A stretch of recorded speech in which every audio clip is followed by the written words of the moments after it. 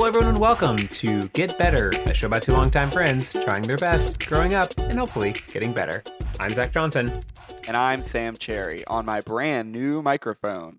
Ooh. And by new microphone, I mean the microphone from months ago. You shouldn't have told anyone about that so that they would have just been surprised. They would have been like, whoa, this is Sam just sounds like way, way better. Or then you could later on be like, hey, everyone, if you can tell me which episode I got a new microphone, you win my old microphone. You win the prize. Well, yeah, no, the old microphone's already being put to use. But, this is a long, yeah, exactly. It's for whoever sends us a picture of them at a restaurant and they get our Michelin stars. Exactly. This is a long-running storyline, of course, on the show about me trying to set this board up. And I finally did it. And so now I can record straight into my computer, into my audio software, in my nice microphone that I bought instead of the USB mic that I had before. So hopefully it sounds better because it took a long time. You know, this is like the car thing where I got frustrated and I said, I'm just going to take a year off. I didn't realize that year was then going to be COVID. Yeah. But yeah, I just kind of took a year off of like, I'm done messing with this. I'll deal with it later. And as it turns out, I came back to it, figured it out. And then also, I got a new computer, which helped. And now we're here, and it's definitely like coming out of a weird Sam season, getting into summer Sam season. White Boy Summer is hitting us in really, really good ways. Sam has got a new microphone, I'm like a car guy now. As I told you previously, I was looking at those Priuses, and I was like, wow, these look terrible. So I'm like a car guy. So I'm clowning on Priuses. That's like kind of like a car guy thing to do. Sure. Remind me, did you get a new car? I'm still in the process of getting one. I'm actually doing a 24-hour test drive right now where they straight up just give me a car, which is super interesting. So they have just straight up given me a car that I'm driving around right now. It's been a great time. I just zip in and out of traffic because what do I care? It's not mine. Sure. Yeah. You should do burnouts. You should learn how to do burnouts. Well, unfortunately for me, it is still a Prius, so I feel like there are systems in place against burnouts. Like, based on the way I've been driving it so far, I'm surprised that a little like Clippy style icon has not popped up and gone like, sure. No. Did you mean to follow the speed limit? No, Clippy. I didn't mean to follow the speed limit. They add that thing that truckers have where it like literally won't let the car go over a certain miles per hour. It's like, you can't speed. Yeah. So the thing is though, so I've been driving around this Prius and it is it's like driving around an iPhone, which is both cool and unnerving because of the future, and also because it does like a little thing where it like kind of grades you sassily when you do when you do a bad job, and it's like really funny and like kind of frustrating. Sure. So I'll pop over, so I'll drive for a little bit, and then when I stop drive, like when I'm at a stoplight, it'll pop up like an 80 out of 100, or like it'll give me like a little grade, and then it will like give me pointers on how to get a higher grade. I'm like, you're not my dad, all right, Prius. It's what we call gamification in the biz. Yeah. It's like, you're not my dad. I can do whatever I want. But my favorite is when I like hit the gas I accelerate a little too much. My score immediately goes from like 100 to like 50, as if to say like, you're not going to get above me. Like, no matter what you do, you're not getting above a 50. And I'm just like, all right, like, fine. But I will say it has already gamified my driving in that I think it's working in a way of like it does make me want to instinctually impress the car, and like for me to get a higher score, even though like the car, you need to fight those impulses. Exactly, I need to go fuck for the car. It's a car. Exactly, I need to go for low scores every time. The problem you need is, to go though, for living your life is what you need to do. That's true. You're right. I should get a 1994 Ford Bronco. That's the live in your life car. That would be pretty cool, though. I mean, my plan is to the next vehicle I buy be a Ford F-150, and not Ford F-150, a Ford Ranger, and just drive Ford Rangers until I die. Like, a Danger Ranger. I'm gonna do Danger Rangers for the rest of my life. And like, I found the one car. This is the car, and I'm done. I'm done. I found the car. Yeah, no, I really think I could definitely see myself in a situation where years from now, when they're just giving away Danger Rangers, I'll be like, yeah, I'll take one. And then I'll just have like that, just this uninsured monstrosity that I used, and I just zip it around whenever I need making to. Them. They're still making. I'm talking about the Danger Ranger, a la the one that my brother had when he first started driving, which I think was like a 91 Danger Ranger. Yeah, 1990s Rangers. I mean, good. I mean, they're good. They're good cars, but or trucks or whatever. But yeah, that's my plan, is to buckle. I mean, I've also been driving. I've had 2 cars, which is not a lot. I'm sorry, which is a fine amount for being 28. I feel like you are probably on the high end of number of cars a person has earned or owned. But I've had 2 cars. They're both Toyota Camrys, and it's like, I feel like if my whole life I drive 2 Toyota Camrys and like 6 Ford Rangers, like, that'll be a good. I don't think I'll go through 8 cars in my life. Mm-hmm. You think? Probably not. I mean, I will. I definitely. That's you're way more than halfway there. I'm just at like 250,000 miles on this Camry, and I feel like if I can keep that kind of streak alive, I'm not gonna make it through 8 cars. Yeah. We'll see. We'll see what happens. A Ranger's a good class. You have good constitution, good strength and dexterity modifiers. It's a good thing to be. And now, does it have high intelligence? No. The radio's not great. Yeah. It is not. It doesn't have those features. It might have roll up windows, right? It's wisdom, but what it makes up, what it doesn't have in wisdom, it makes up for in just pure charisma. Yeah, it makes up for in the 5th year you have it. It does get an extra attack, so that is that's pretty exciting to have. That's part of why I got so earlier in our conversation we had before we got on mic. I was showing you my new camera, which I'll be honest is dog shit. I didn't know when I bought it that it would be this like bizarre fisheye lens. Here, let me turn it back on just for you. Okay. Just for a moment. Yeah. Ooh, am I sharing my screen with you? I don't. There you are. This is not an angle that anyone would want. I mean, look at the back of my wall. It's just like it's such a for the viewers who can't see, which once again, this is a great medium. It has contorted one of the doors behind you in a Willy Wonka-esque way. To make it do seem like you live in the spaceship from 21 A Space Odyssey. 21. You live in the movie 20. Yeah. You live in the movie 21, starring Kevin Spacey. That's pretty terrifying. You're thinking of 23 starring Jim Carrey. Yeah. Yes. So anyway, it's a dog shit camera. I if I knew the brand, I still wouldn't tell you, but I don't know. But I bought it. It's all that to say, the reason I got it is because you and I have an upcoming D&D game, which I think any of the listeners would have found inevitable. They'd been like, oh, yeah. Listening to us would have been like, these guys clearly do have a D&D game going on, or they, at the very least, both of them definitely listen to a lot of D&D podcasts. It's on the thing, yeah. Yeah, which they already knew that because we talk about the Adventure Zone a lot. But of course because we have brains in our heads, it will not become a form of content. We are not making our D&D game into content. We can't. It would get lost in the ocean. Well, yeah, there's way too many of them, and also like I barely think we're good enough at podcasting to have a podcast. I certainly don't think we're good enough at D&D to have a D&D podcast, nor would I really want to. Yeah, let alone a campaign possibly. Like we're still trying to figure that out. Nor do I have the interest in that. But I'm DMing a game with you and me and all our frequent guests.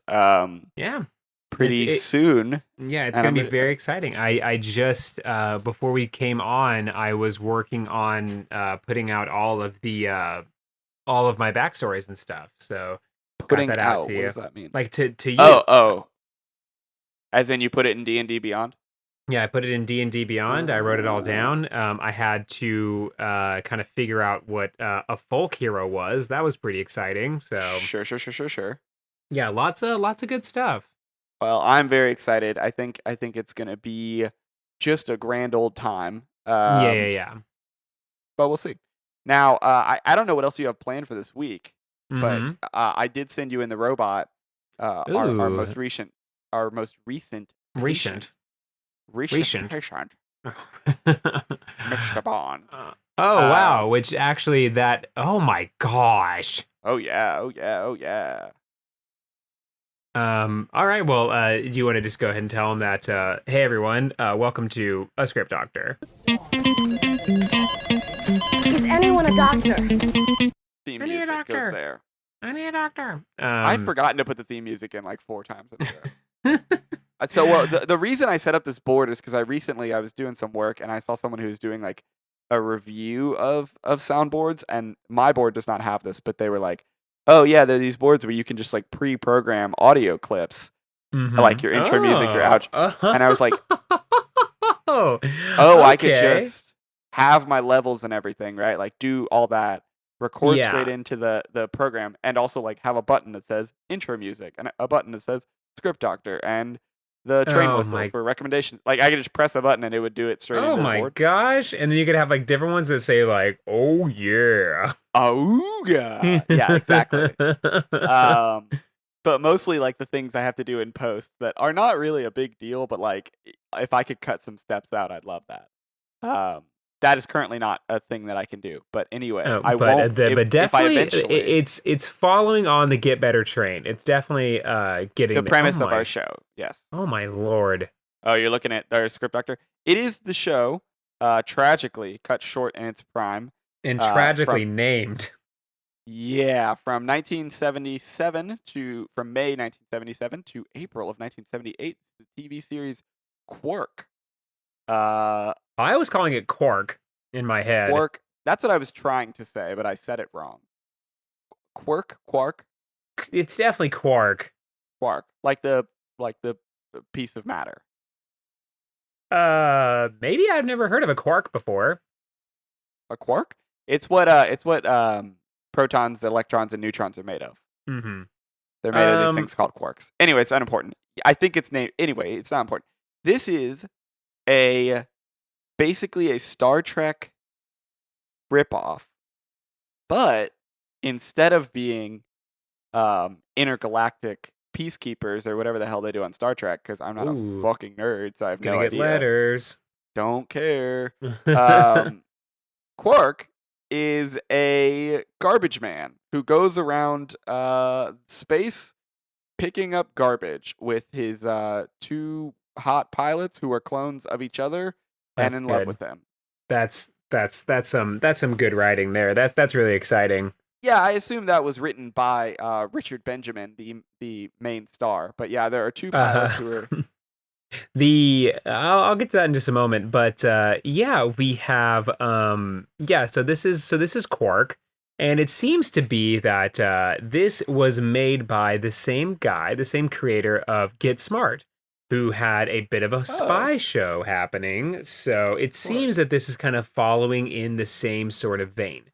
That I hope that Steve Carell makes a movie of Quark as well. Yeah, we have a bit of a spoof going. We have a bit of a spoof of your Star Warses, your Space Odyssey, your Star Warses. Hell no, it didn't. Because when did Star Wars first come out? 1978? 1972. That is not correct. I believe Star Wars did not come out, and it's first in 1972. It was 72 or 74. I friggin' doubt it. Look it up, boss. You're on a computer. I am looking it up right now, and it came out in 77. Get lasered. What? Get lasered. Get absolutely lasered. Lasered in the fucking face. Get Star Wars lasered. Get lightsabered. Get lasered. Go figure. So yeah, it looks like the pilot aired in May 1st, 1977, and it was spoofing Star Wars. I'm just saying that it was on the cutting edge. It was on the absolute cutting edge.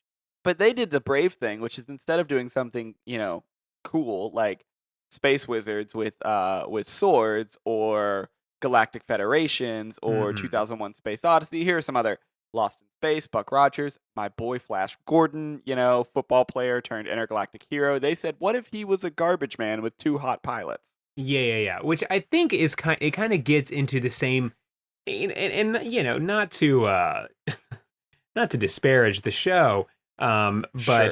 or the movie rather, but I think this kind of to me lives in the same zone as Pizza the Hut. Pizza the Hut from Spaceballs? From Spaceballs. I think I think a space garbage man it's like it's right in the 1970s comedy zone. It's very much like what if he was a garbage man? And then he's like a garbage man. And that I think is like Jabba the Hutt, more like Pizza the Hut, and it's like very much I think that level. But no, do you want to hear about one of the other wacky characters? Well, I want to first remark before this gets ruined that baby, this is on the cutting edge right here. This is Star Wars 2001: A Space Odyssey, Lost in Space. They are 1977. This is hot. This is hot off the presses. They are getting in the writers' room every damn day. They are really out here just getting these. Oh, okay. Well, the first. Okay. Are you now seeing what that writers' room came up with? The cutting edge that they came up with? Well, Have you seen Gene and Gene? I will say this. The original air date was May 7, 1977, and the second episode was aired February 24th, 1978. So it looks like they may have had a bit more time in the writers' room to come up with these than I initially had anticipated. Well, let me tell you what they were really what they spent all the time on. They have one wacky character called Gene/Gene. GENE/GEAN. This is a transmute who is a humanoid. Buckle up for this crazy idea. Who has both male and female chromosomes, and they have gender confusion that manifests as a split personality, and they switch between Gene's macho, gung-ho, angry, violent side, that's the male side, with a pathological hatred of Klingon-like Gorgons, which also in mythology, Gorgons are all women. And Gene, JEAN, his feminine side, or their feminine side, who is demure and pacifistic. He/she will frequently switch personalities with no warning and usually at the worst possible time. So I feel like we can sort of leave that one and move on. The other character, and I think this is indicative of the show having what I would assume is a budget of $7. Another character is their Spock-like character, who is a Vegeton. Now, imagine. Now, listen to the description looking here at all these these character-looking asses. A member of a race of sentient plant life. Okay. Pretty fucking cool, huh?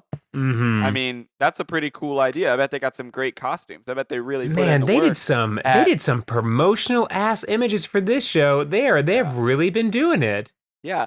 Oops, turns out he is a completely human appearance, although he tends to shrivel up when he gets dehydrated. So they actually just said he's a plant man, but did nothing to make him look like a plant man. So plant man. So you just have to take our word for it. Yeah, believe us. There's Andy, a not at all human-looking robot, and the way that's written sounds sarcastic, but I'm gonna have to take the word for it.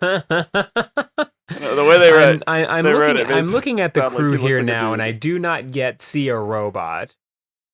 Oh, then maybe it is sarcastic. He's played by Bobby Porter. I think that someone's given these Wikipedia the work. Yeah, so he's just a human man. There is or maybe that's like here's another thing, because I'm getting the sense that this is one of the biggest Wikipedias that we've seen thus far. Like usually with these shows. Sparse. You know, it's pretty much like it'll give you a brief rundown. I'm looking at these episodes here. It's pretty lengthy. So I'm thinking in the same vein of Star Trek, Star Wars, whatever, any sci-fi related thing from this era, people have somehow misinterpreted to being undercover genius. And so maybe the person that's working on this thinks the show's undercover genius, and that could either be a joke from the show itself, where they're always commenting on how he doesn't look like a robot, a wink, wink, nudge, nudge, or this person is so lost in the lore of this show that they have broken their brain to convince themselves that it's like this person doesn't look like a human at all. Well, the thing is, when you get towards the bottom, there are some interesting character designs that I feel like, while I have not seen the crew, would be interesting. Dink is a hairy alien that looks like a blonde, curly version of Cousin It. That's cool. Who's Cousin It? Oh, the hand from. Okay, that's good. No. The cousin It is the hairy one. Oh, from the Addams Family. Okay. The head, which is a disembodied head, blah blah blah, his personality, something. Yeah, fucking Zordon. Interface, got it. Yeah, Zordon. Interface, a four-armed alien woman who functions as the operator of all interstellar calls, and Ergo, a multi-ergo, I don't know, ERGO, a multi-eyed little blob that is Quark's pet. Now that sounds like a fascinating group of characters, and see, here's what's happening again. I'm now thinking it's a good show, and it's obviously not. Oh no, you think it's Undercover Brilliant, just like the person who wrote this. Fuck. Well, no, that's the thing, is like the Betty 1 and Betty 2, aka the Bettys, right, his two hot pilots. The thing that is interesting about them is that they're, of course, played by identical twins. And one of them is a twin, or is a clone of the other, but they don't know which one it is. So they both think that the other one is a clone. That's actually ABCs of what's their favorite? There's actually there's a show, and I'm not going to get into my recommendation stations yet, but I remember that because I'll come back to it. Yeah, what's the Beth? ABC's of Beth, the clone episode of Rick and Morty. Anyway, let's just, we're 23 minutes. Let's just kind of spice this up a little bit. What do we do? And I know the instinct, right? Make it cool and edgy, right? Like, yeah, that's definitely, and also shared universes. Yeah. Let's figure we're better than that. We can do something else. All right, what do we do? I think for the spirit of the show, he needs to keep being a garbage man. Right? Yes, most assuredly. Definitely needs to stay a garbage man. I think that this is ripe for the taking right now. I truly believe it. And we fucked up and liked the show again. I fucked up and liked the show, and here's the reason why I fucked up and liked the show. I fucked up and liked the show because of the timing of now. Specifically with actually, I feel like we're ever in. The only time we're ever in, allegedly. But I think that this could really, like, you know, it's a stupid space show a la Get Smart. But I think that's something that they're not necessarily on the cutting edge of right now, but they could have been, and still may be, is they could really easily be, this is right for a reboot, a full-time reboot, because of all that's the premise of the bit. That's the premise of our show. Excuse me? That is the premise of. I agree with you that it's right for a reboot. That's why we're doing Script Doctor. No, I'm saying that it could, like, a reboot in that it is a reboot, and it is branded as a reboot because of all of the reboots of Star Wars, Lost in Space, and the kind of Flash Gordon thing that happened in Thor Ragnarok, as well as the Star Trek looking reboots that just happened. Yeah, no, I'm saying like it is a reboot, and it is stylized to parody the reboots of all of the new sci-fi things that are happening. Okay. Where like it is like as convoluted as the newest Star Wars movie. It has as many lens flares, you know, as the J.J. Abrams. It is like as like Pepsi. Yeah, as exactly as silly and what have you as the Thor Ragnarok one. And I really feel like they could do a good bit to just kind of make fun. Like, you know, it's not high art, but it could definitely very easily make fun of the repackaging of nostalgia, and then be like, oh, remember us? We're here too. You know, that's the thing is what we're really missing, right? In television, what we just really do not have enough of, save for John Mulaney, is just a good sketch comedy show. You know, I mean, obviously SNL is trash, but like not like sketches. Okay, sketch comedy is maybe not what I'm trying to say, but like having just a good old fashioned sitcom set in a wacky universe, right? I mean, adult animation has pretty much taken that on, but like, why don't we get some people on the fucking stage, right? Like, put them on a sound stage, put an audience there, and let's just do just some good old fashioned sitcom. You know? Yeah. Not everything has to be one shot for the whole episode. Well, unless it's incredibly good. That's actually season 2. Unless it's an incredibly good idea that we had. Yeah. So I'm thinking that, no, definitely. I'm not saying a sitcom. I'm saying that we get this, because the idea of Quark is that he is a garbage man in space. Yes. But much like with all the reboots of Star Trek, Star Wars, whatever, we just try to make it sexy, baby.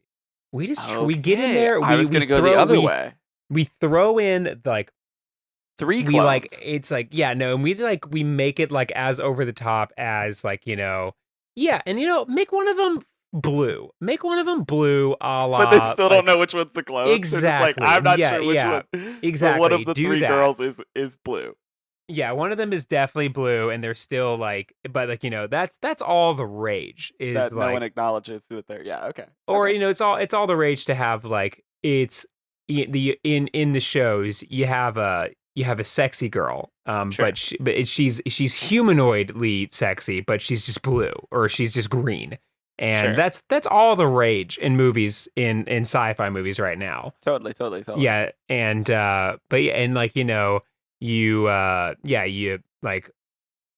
there's all those J.J. Abrams lens flares and everything. Everything is sexy and where it's it is to the point of parody. But how much how serious the show is taking itself. It is very tongue in cheek how serious the show is taking itself to make fun of the reboots that are happening now, which all those can't really take a joke on themselves because they are taking themselves, way too seriously. Right. Now, because this is obviously going to get 9 seasons once we actually reboot it. Exactly. Can we have a whole season that has time travel that is, still the same thing, right? We're doing a satire. We're doing some joke 'em ups, but it is just the most intentionally convoluted, ununderstandable time travel, like a Doctor Who, except not trying to take itself seriously. Also, another good example of that, Doctor Who. That's another great example of what I'm trying to say here. It's hey, this is a fun show about a guy going from place to place and just having silly adventures. Yeah. What if we made it sexy? What if we made it sexy, baby? Yeah. Well, okay, so that's what I'm saying is we have a whole season, or maybe just 7 episodes or something. I don't know.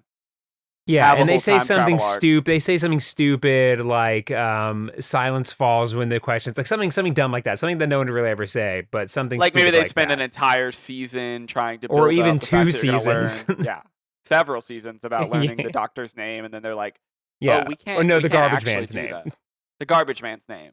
Yeah. His name's Quark. We find out which one's going to be the clone.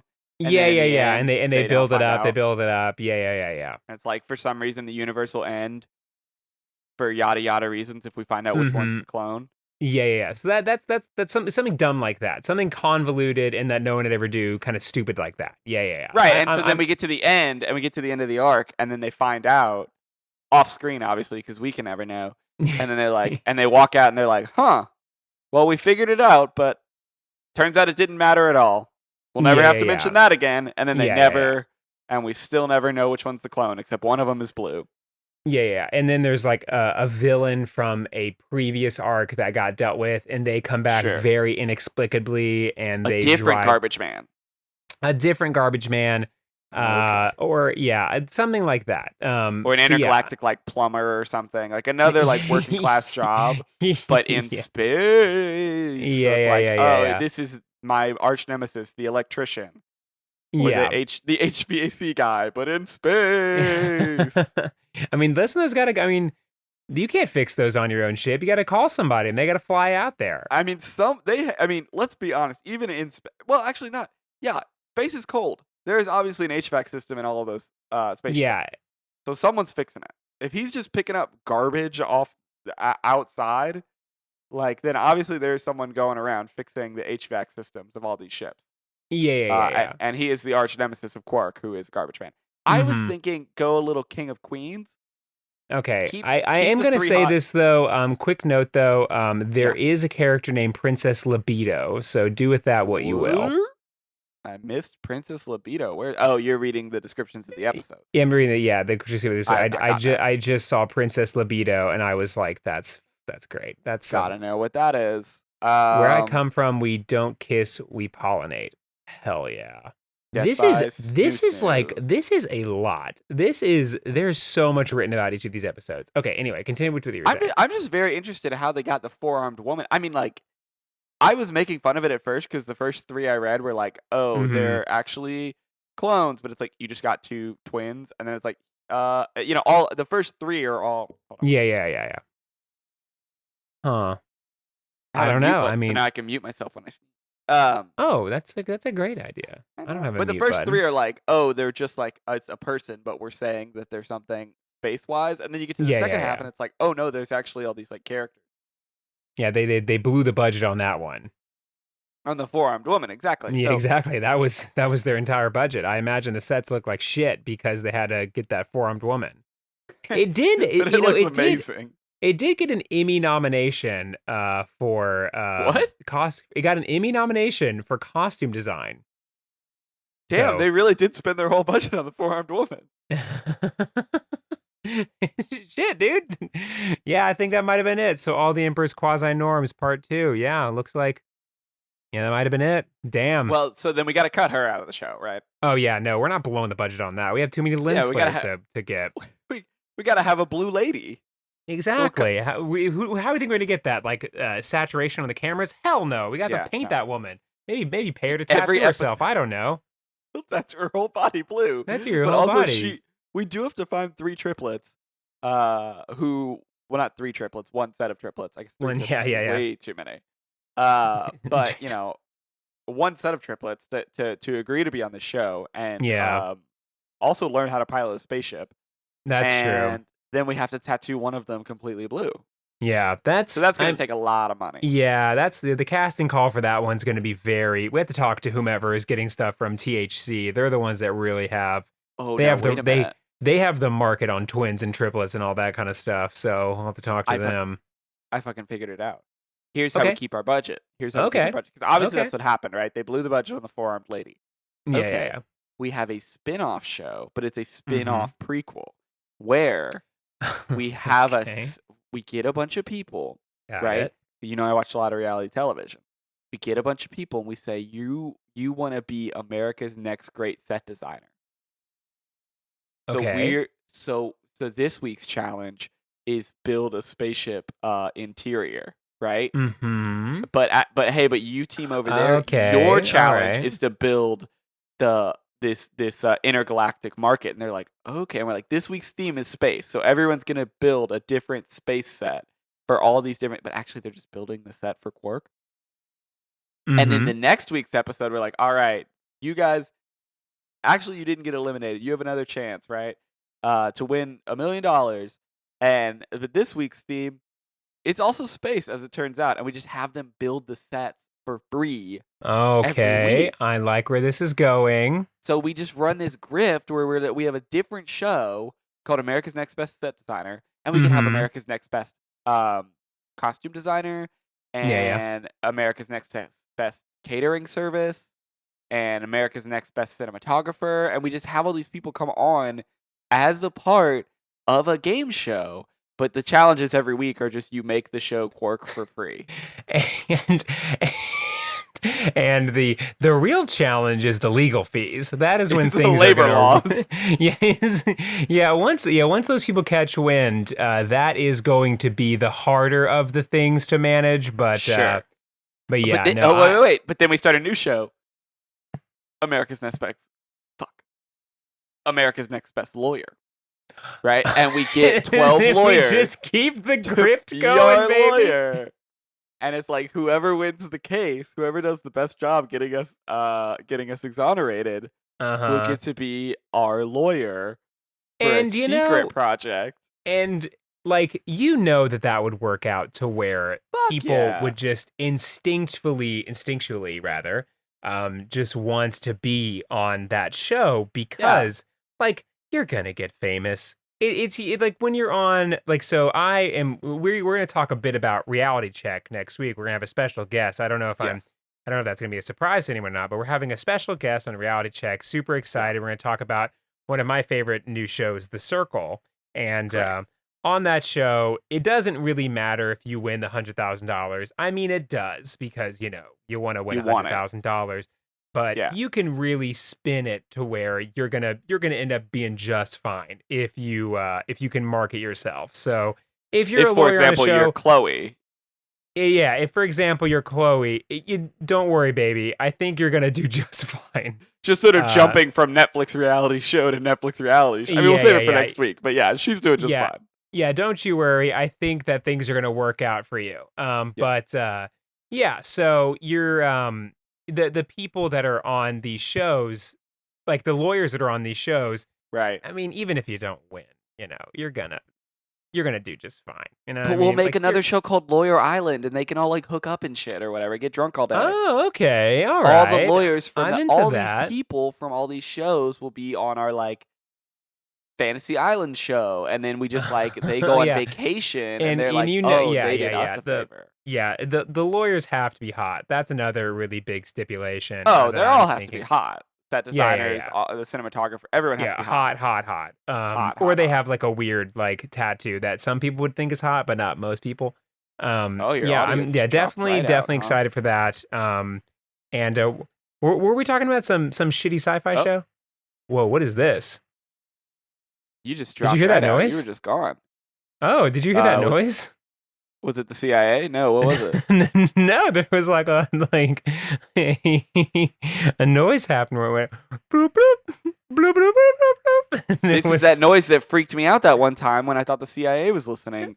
Our Virginia listeners must be dialing into the call. What's up, guys? Oh no, our Arlington listeners are coming in. Hey guys, what's up from Arlington? And what's up from Arlington? It's your bad connection because you also dropped completely out and I couldn't hear you. Oh, okay, so it must have been one of those. That was really exciting. I was just like having a rip roaring time. But I'll say that again so we can get the audio. So what were we talking about? Some sort of. They're all hot. They have to be. Yeah, no, they're all hot. But we were talking about Quark or something or other. We were talking about how we're gonna pay for the show, how we're gonna get the show made. Yeah. So in fact, have a four-armed lady. Yeah, this could, really fall into a range of like, it's not going to be a cinematic universe. It's not going to be a cinematic universe, but it definitely could benefit. We did do that, didn't we? We didn't do it. We didn't do it. We did do it a little bit. We did make the QCU, the Quark Cinematic Universe, where the Griff Cinematic Universe. Yeah, the Griff Cinematic Universe. It is kind of a backward cinematic universe in that the show itself becomes less and less important than the behind the scenes. So actually, it's kind of revolutionary because we're making the behind the scenes even more profitable. Well, to some degree more profitable. Yeah, to some degree more profitable. Not for the people making it. Not for the people making it, but maybe profitable later, depending on if we pick a shitty lawyer. If the lawyer we pick is terrible, then it might it might inadvertently become profitable for them later. Okay, wait. I know we're talking about Quark, but what if we had a show where we commit crimes and then these lawyers have to compete to sue us, and you win $100,000 by winning the case against them. So what you're kind of pursuing here is a bit of a Celebrity Apprentice style sort of thing. Sure.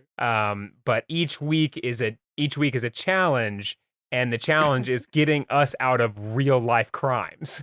No, yes, that's actually better. But I was saying the opposite, where we commit a crime against each of them. A financial crime, and then their job is to try to sue us to get to get the money back. So we commit a crime, and then they sue us for $100,000, and whoever does the best wins and gets $100,000. Yeah. But I like the idea of having a team of lawyers trying to get us out of trouble because we're just committing crimes. And, I like the idea. Of it. It's like it's a team of lawyers, and each week we like. Each week we say, "Welcome, lawyers. Your task this week is to get me and Sam out of this embezzlement." The plan? We have been running this gift. Yeah, the plan: hire a bunch of lawyers for a game show to get you out of all the embezzlements that you've been doing. We broke 50 mailboxes with baseball bats. Yeah, there's recorded footage of it. And it was mailboxes in the United States Senate. Yeah, and also they were full of votes. And as an added twist, we recorded all of it to Facebook Live. And they're all just like, "Oh man, I really want to cut to them," and they're like, "Oh man, the judges are really giving us a hard one this week, but I think I can do it." It's like, yeah, awesome. Otherwise, my ass is going to prison. Yeah, but that's how we fund Quark, and that's how we fund Quark. And then people are like, "This show is not as good as all these other shows." Well, but here's the thing: they have a lot riding on it, because if we go to jail for all of our crimes, then they're all canceled. All the shows are canceled. It does benefit as having kind of a meta narrative happening with it, where it's like the show itself, it's like it is as if Nathan Fielder from Nathan For You was also making a show. Right, and it's like you're watching that being like, "Oh, so this is kind of this is like the Star Trek spoof that he was making while he was doing all that other stuff." Well, you saw that episode where he made a fake viral video, right? Exactly. Yeah. So that is ours, but it's crime. But it's crime, and it's also Quark. Oh yeah, and also right. So we're doing crimes just to keep the show going. So but those crimes are mostly just labor law violations. Yeah, interest in the show up while we are also doing crimes. So it benefits everybody.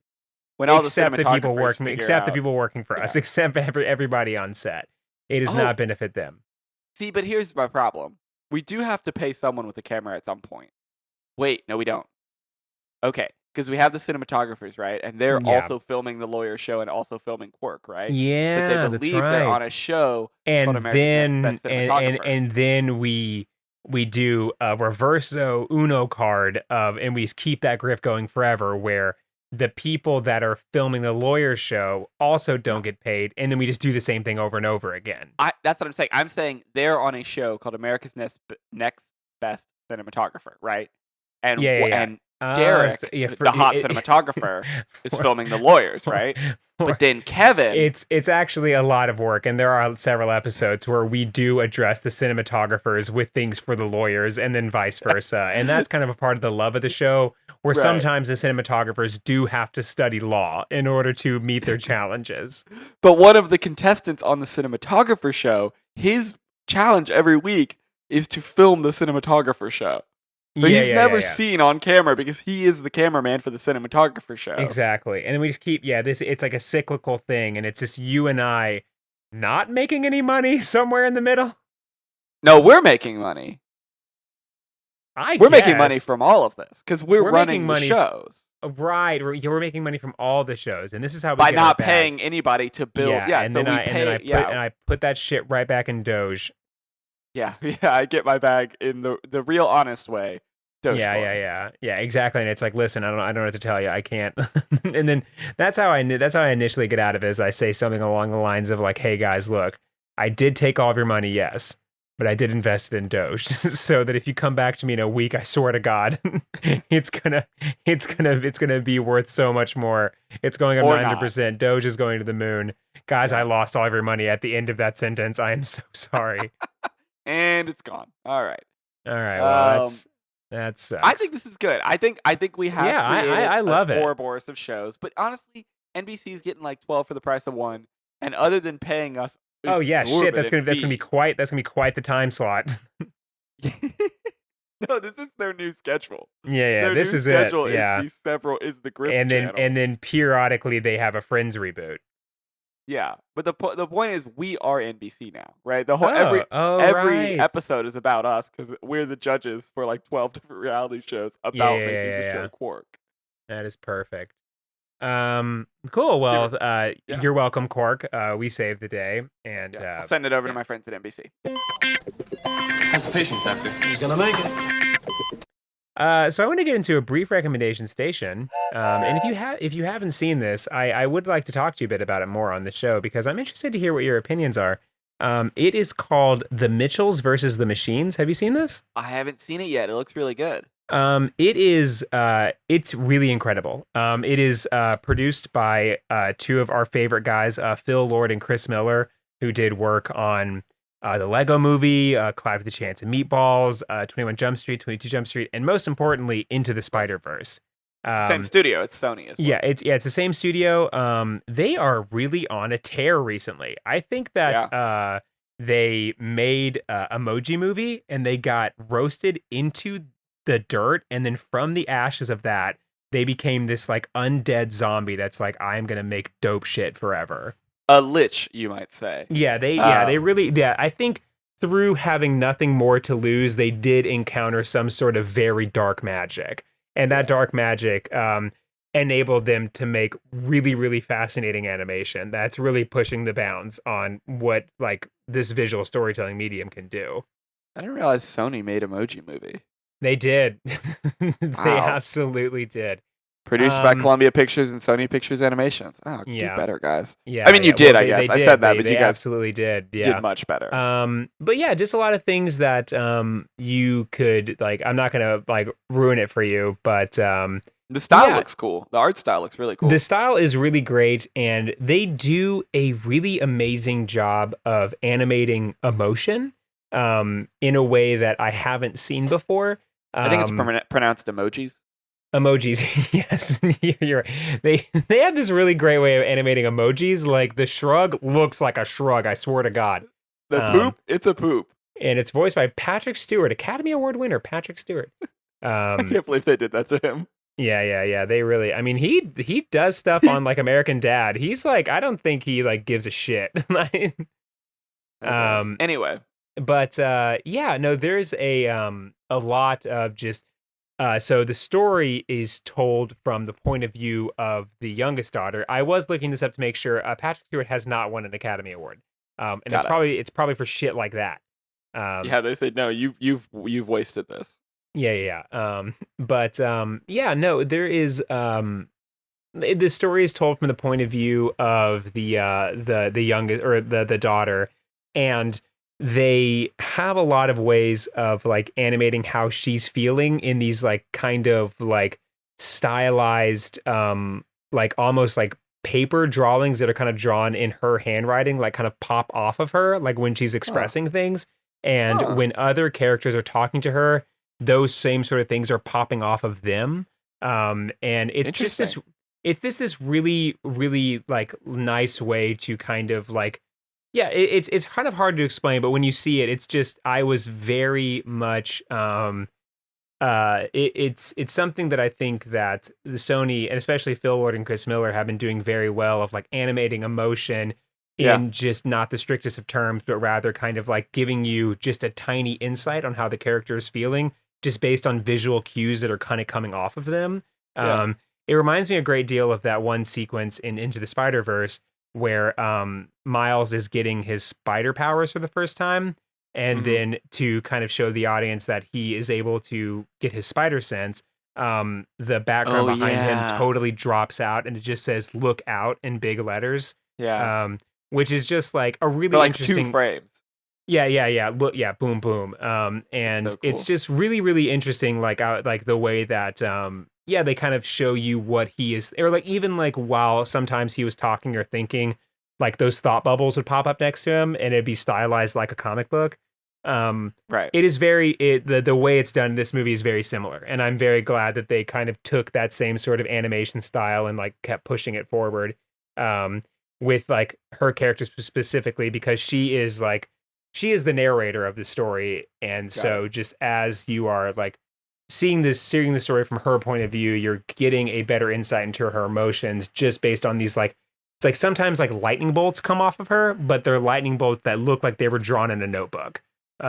So it's really interesting. It's the story is really fun. It is very reminiscent of Clyde with a Chance of Meatballs in that it is just very much a celebration of weird, like even some things that weren't really to my liking in terms of like the script. I just was like in love with it because I was like, man, this is weird. Like this is so a weird thing to choose. And the fact that like a bunch of money was put behind this idea and they just trusted the author of like, yeah, like they saw it on a paper and they're like, yeah, that's weird. All right. Like here's a bunch of money and an amazing team. Do it. Like, well, that's what they deserve after Spider-Verse. It's like, yeah, do whatever you want, guys.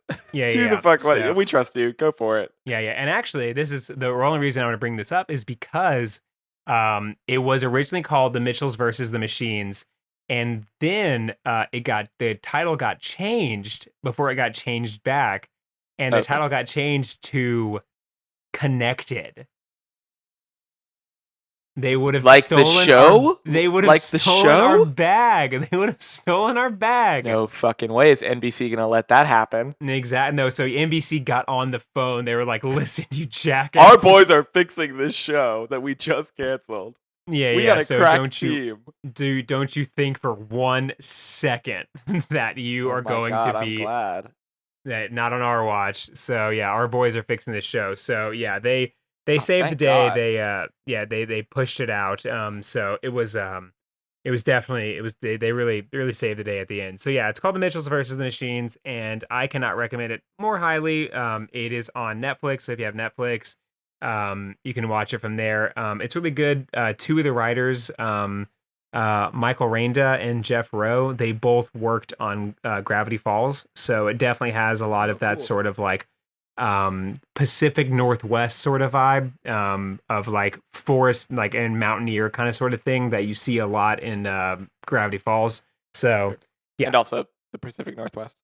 And Pacific Northwest, yeah. Yeah, really, really great. Can't recommend it enough. And that is my recommendation station. Cool, love it. That's all I got. Oh. I don't have. Well, I mean, I don't know. We got a special episode next episode, as well as yeah, shit. I don't know. I'm just living. I got nothing else. Oh, I read Die. I got volume 1 of Die, and I read it. Oh, awesome! Good. Yeah. So that was on a recommendation station that I gave Sam. Yeah, it's really good. I need to get the second volume. I have been reading a lot of Invincible recently. Oh yeah, that's a cartoon, right?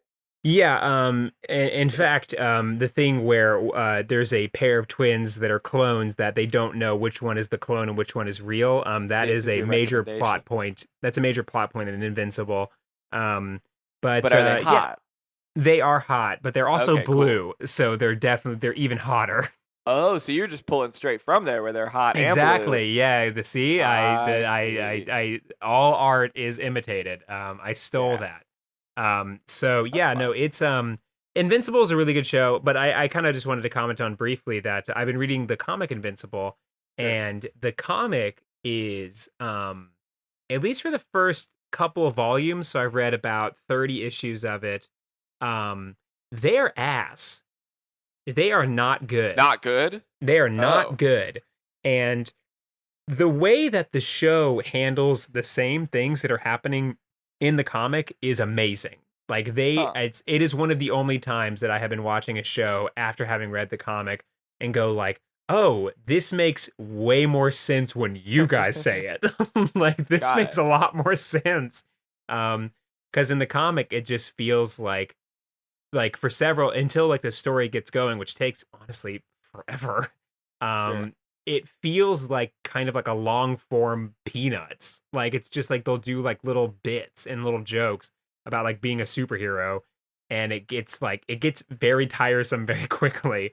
And tiresome concept. Yeah, so the show does it in a way better way, and like there's like several things where they like straight rewrite or just change characters completely on the show, and it works infinitely better. Like it works just so much better. And it's so I'm reading it and kind of rewatching the show as I'm going, just to be. I'm very surprised. It's very rare that I see a piece of media that the thing that it is much better than the content it's based on. Sure. Which I think is it's pretty rare, but does happen. Forrest Gump was a book that I hear is really bad, but I haven't read it. So Fight Club, The Godfather, whatever. Yeah. Yeah. Whatever. Yeah. And so that's another one of my recommendation stations. But so yeah, so I've been reading Invincible, so I haven't caught up on the thing or volume 2 of Die yet. But if you heard us talk about Die, 2 thumbs up. Definitely really good. The art style is really, really incredible, and the concept is pretty interesting. Yeah, I like it a lot. I'm holding off because I'm currently let's call it investing in the many books you need to run a D&D game. So not only the starter set, but also the Monster Manual and Dungeon Master's Guide and Player's Handbook and all that stuff. Yeah, so, and really thankful for you pulling that off or trying to do that, because that's going to be really, really fun for us to get together and do that. So thank you for investing your time and money into that. But also I won it, so it's not really. It's not like it's. I texted you all for a reason. Yeah. But anyway, and it seemed like it was always going to happen, so it was just going to be one of us. Yeah. But as soon as I get those other 2 books in, I'm gonna go back to buying copies of Die, because I mean it's a interesting comic and it has a finite end as I understand it. So it's like, cool, that's what I'm. But Volume 1 was really good. Yeah, that's what I want. But yeah, so quick, just thing is we are having a special episode next time. We're having an actual guest, and it's not just a friend of the show, wife of Sam, Sophie, who it's friend of Sam. What? No, wait, hold on. Of Sam's wife, Sophie's friend. Yeah. So friend of Sam's wife, Sophie's friend, and they'll be on the show talking about.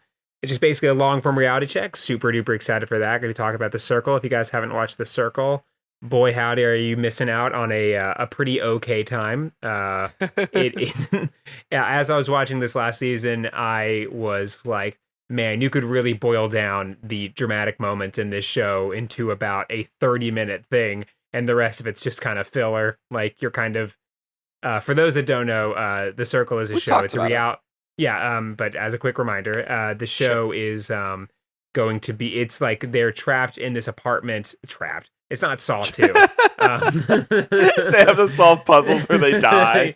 Yeah. It's wait, actually, it is Saw 2. That's so wild. Most of them die. No, it takes place where each people is relegated to a one-room apartment, and they can only communicate to each other using this social media, like in-game social media platform called The Circle, where they can chat with one another, they can update their profile picture, And so there is a little bit of gameplay, but most of it is them just in their apartment, just kind of dicking around.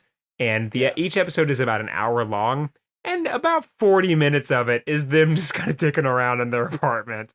So it does get tedious after a while. We talked about it so much, and again, we save this for next week. But we talked about this so much when season 1 came out, because it was such a novel concept before we all got locked in our houses for a year. Yeah. Like, it was before quarantine, we're all like, oh man, this is such a. But again, the interesting thing about The Circle is that it is a horrifying idea. Like, I mean, yeah. Like we talked about season 1, the dance party is one of the most like sad things I've ever seen. Yeah. That's like what's interesting about the show. But then we all did have to have dance parties in our house for a year, and so now season 2 coming out after quarantine is like a whole different. Yeah, thing. it's a bit traumatizing. But we'll be talking about all that trauma next week. So that's all we have this week. If you'd like to get in contact with us, you can at meetthefockers2 fockedup@gmail.com. That is meetthefockers2 fockedup@gmail.com. You can also find us on Instagram at Get Better Podcast. That's at get_better_podcast. And you can also find us on YouTube, searching the same thing, just Get Better Podcast, where you can find our full clips or our full episodes, as well as clips you can share around. And if you're listening to us on Spotify, that's great. Please continue to do so. But if you are listening to us on iTunes, if you leave us a rate and review, that would actually be super helpful. It gets us noticed and puts us up on the charts. There are a lot of self-help blogs that are trying to come for our get better spot, and we have to destroy them. And we will destroy them. And we will destroy them. But yeah, that's all I have. So see you guys next week. All right. All right. See you bye forever. See you bye forever.